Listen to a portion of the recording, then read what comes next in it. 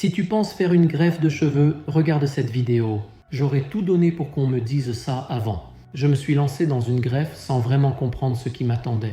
Aujourd'hui, je t'explique ce que j'ai appris à mes dépens.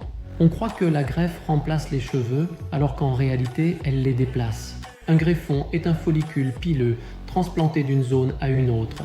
Les greffons capillaires tombent généralement au bout de 2 à 3 semaines après la greffe. Je pensais repartir avec une chevelure complète. Faux, tout dépend de ta zone donneuse. Si elle est faible, tu ne peux pas faire pousser ce qui n'existe pas. Les deux principales techniques sont FUT et FUE. La FUE est moins invasive et ne laisse quasiment pas de cicatrices visibles. On ne te le dit jamais, mais les premiers mois, tu vas douter. Démangeaisons, perte des greffons, rougeur. J'avais l'impression d'avoir raté ma greffe. Après la greffe, il est normal de perdre certains cheveux greffés. Les cheveux repousseront dans les mois suivants. Mais c'est normal, c'est la phase la plus compliquée mentalement. Il faut être patient et attendre plusieurs mois pour voir les résultats définitifs de la greffe. On se concentre sur le nombre de greffons. Erreur, la vraie densité dépend de la qualité.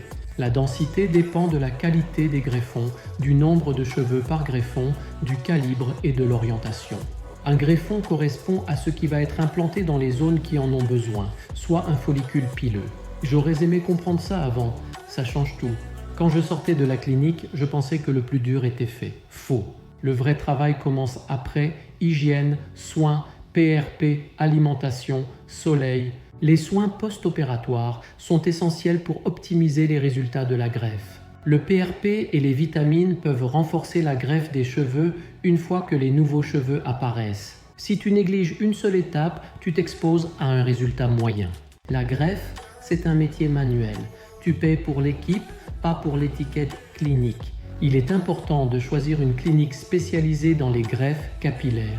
Vérifier l'expérience et la spécialisation des médecins. Une équipe correcte et une bonne analyse sont meilleures qu'une clinique chère mais mal organisée. Assurez-vous que la clinique propose des techniques modernes adaptées à votre cas. Si tu veux te lancer, fais-le pour toi, pas pour la société, pas pour les réseaux. Une greffe réussie, c'est un parcours, pas un miracle.